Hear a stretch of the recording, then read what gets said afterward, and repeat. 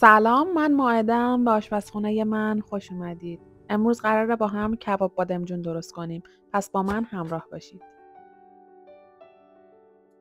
2 عدد بادمجون رو همونطور که توی تصویر میبینید به صورت یکی در میون پوست میکنیم.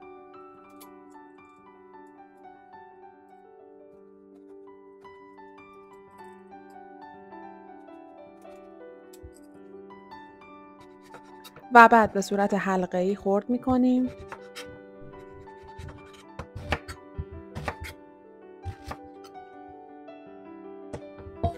بادمجون‌ها رو حداقل نیم ساعت توی آب و نمک میذاریم تا اگر تلخی داشته باشن گرفته بشه.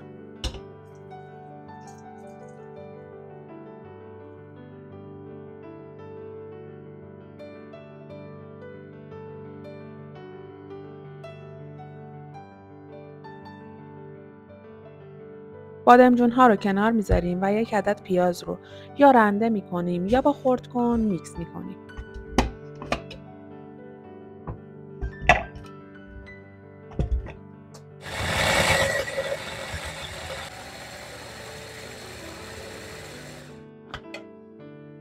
آب پیازها رو میگیریم و به 500 گرم گوشت چرخ کرده اضافه میکنیم. ادویه ها 1 قاشق چایخوری نمک، فلفل سیاه، زردچوبه، سماق، پودر سیر و 2 قاشق غذاخوری آرد سوخاری اضافه میکنیم و خوب ورز میدیم. این مرحله خیلی مهمه. اگر گوشت رو خوب ورز ندیم و بهش استراحت ندیم ممکنه حین پخت وا بره.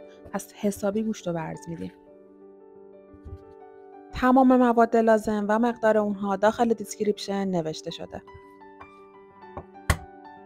روی گوشت رو سلفون میکشیم و میذاریم داخل یخچال نیم ساعت تا 1 ساعت استراحت کنه.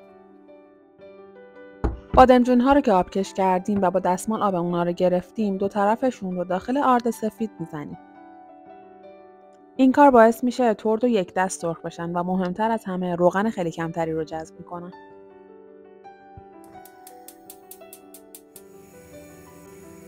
و بعد توی روغن داغ 2 طرفشون رو سرخ میکنیم.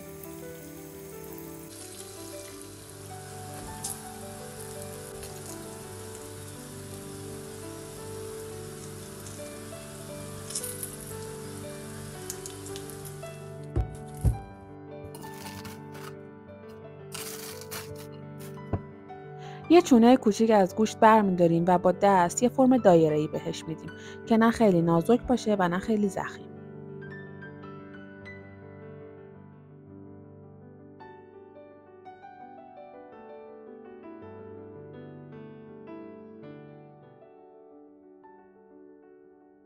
گوشتا هم داخل روغن 2 طرفشون رو سرخ می‌کنیم.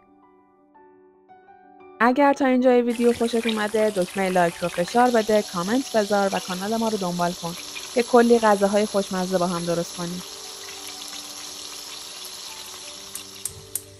برای سس داخل قابلمه روغن زیتون می‌ریزیم. به دلخواه هستش میتونید از روغن معمولی هم استفاده کنید. 2 الی 3 قاشق رب به گوجه اضافه می‌کنیم. تفت میدیم تا خامی رب گرفته بشه.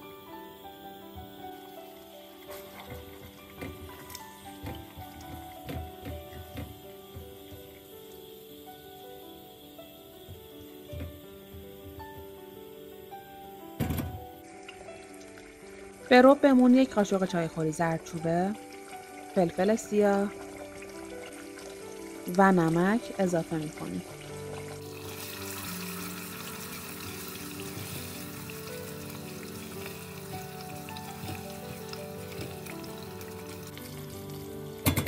و 1 قاشق چایخوری حریره یا سیر تازه میتونید بهش اضافه کنید. در آخر 1 استکان آب اضافه میکنیم و میذاریم که جوش بیاد. احتیاج داریم به سیخ چوبی و 1 ظرف که بتونیم داخل فر قرار بدیم. یه سیخ چوبی برمی‌داریم و یکی در میون بادمجون و کباب ها رو به سیخ چوبی میزنیم.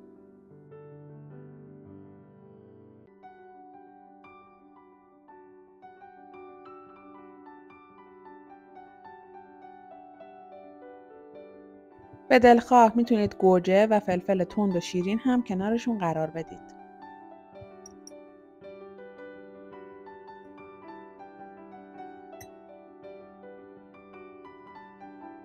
توی مرحله آخر سس گوجه رو بهشون اضافه میکنیم.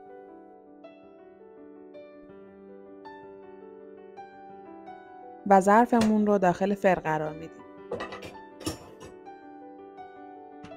روی دمای 180 درجه به مدت 20 الی 30 دقیقه میذاریم که خوب با اون سس بپزه.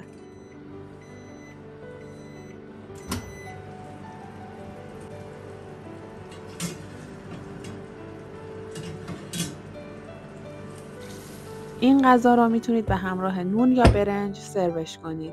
نظراتتون رو حتما برام کامنت کنید. مرسی از نگاه‌های قشنگتون.